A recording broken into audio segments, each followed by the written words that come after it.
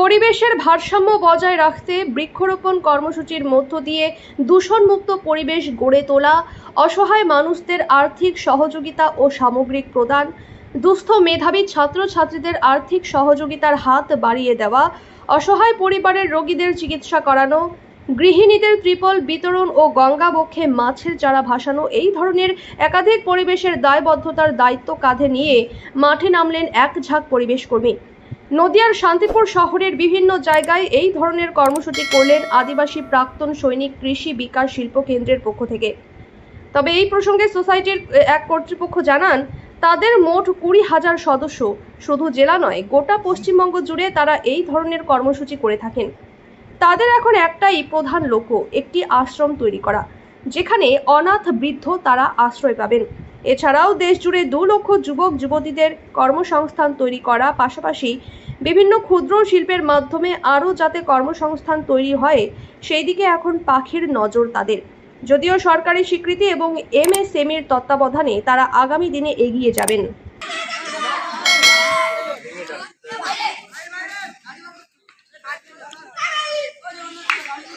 আমাদের উদ্দেশ্যই হচ্ছে সমাজে পিছিয়ে পড়া মানুষগুলোকে অগ্রসর করতে হবে, তবেই আমরা তাদের একটা সামাজিক পরিস্থিতির সঙ্গে মোকাবিলা করার জায়গা দিতে পারবো এবং নিজেরাও নিজেদেরকে সার্থক বলে প্রমাণিত করতে পারবো যে হ্যাঁ, আমরা সমাজের জন্য কিছু করতে পেরেছি, সমাজ কল্যাণমূলক কাজ করতে পেরেছি। আমরা দেখুন, আমরা তো কাজ শুরু করেছিলাম 1983 সাল থেকে। আজকের দিন অবধি ধরেন টানা আমরা 42 বছর ধরে কাজ করে চলেছি। শুধু করোনার সময়টুকুনি আমাদের কাজ বন্ধ ছিল। তা আমরা প্রথমে আমাদের আগে যে প্রেসিডেন্ট ছিলেন কল্যাণ কুমার মাইতি, তার সময় আমরা গঙ্গাসাগরে প্রচুর কাজ করেছিলাম।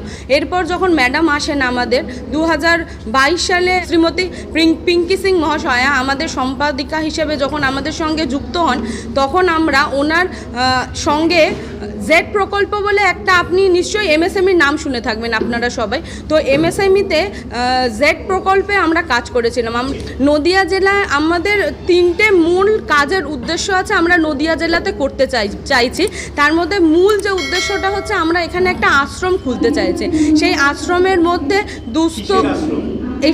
সেই আশ্রমটা মাল্টিপারপাস আশ্রম হবে এবং সেখানে হ্যান্ডিক্যাপ্ট থাকবে, অনাথ শিশুরা থাকবে, বৃদ্ধ বৃদ্ধারা থাকবে, মানে যারা ধরুন সমাজে পিছিয়ে পড়া, যারা খেতে পায় না, এরকম দরিদ্র অবহেলিত সেই সমস্ত মানুষদের সেই অনাথ আশ্রমে রাখা হবে, মানে সেই আশ্রমে রাখা হবে। ওই জন্য আমরা আশ্রম বলে উল্লেখ করছি, অনাথ আশ্রম বলছি না, ঠিক আছে? আশ্রম করতে গেলে তো জমি জটের অবস্থা হতে পারে, সেখানে জমি নির্ধারণ বা সেই দিক থেকে সরকারের সাথে আলোচনা বা স্থানীয় পৌরসভার সাথে আলোচনা কি আপনাদের হয়েছে? একদম, আমরা এখানে জমি দেখেছি এবং সেটা এখানে সামনে মাসের মধ্যেই যেহেতু আমরা প্রজেক্টটা শুরু করব, এটা তো সরকারি আয়ত্তভুক্ত প্রজেক্টই হবে। ডিএম এর কাছে এটার আমাদের নোটিফিকেশন যাবে এবং তার অ্যাপ্রুভালের পরেই আমরা সেই জমির ওপরে আমাদের আশ্রম নির্মাণের কাজ শুরু করব। আপনাদের মানে যে অর্গানাইজেশন আছে তাদের মধ্যে থেকে কিনবেন নাকি সরকারের কাছ থেকে নেবেন? না, সেই রকমভাবে আমাদের মধ্যে থেকে কিনবো বা সরকারের থেকে কিনবো এরকম কিছু ঠিক করিনি। নদিয়া জেলাতে আমরা জমি একটা খুঁজেছি, সেটা যদি সরকার এবং মানে ডিএম অ্যাপ্রুভাল দেয় যে হ্যাঁ, এই জায়গাটায় আপনারা আশ্রম বানাতে পারেন, লিজে এখানে আশ্রম বানাতে পারেন, তাহলে আমরা সেখানে কাজ শুরু করব। একদম নিতেই হবে। আজকে আমরা সকাল থেকে কর্মসূচি শুরু করেছি।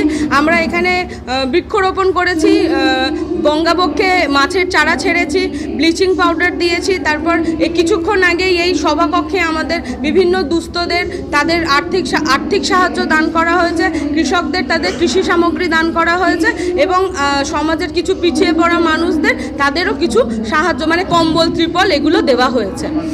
আমার নাম অনন্যা দাস, আমি এই সংস্থার কোষাধ্যক্ষ। যদি এখনও আমাদের খবরের দর্পণ চ্যানেলটি সাবস্ক্রাইব না করে থাকেন, তাহলে এখনই সাবস্ক্রাইব করুন, সঙ্গে বেল বাটনটি ক্লিক করুন আর পেয়ে যান সব খবরের দ্রুত ভিডিও আপডেট।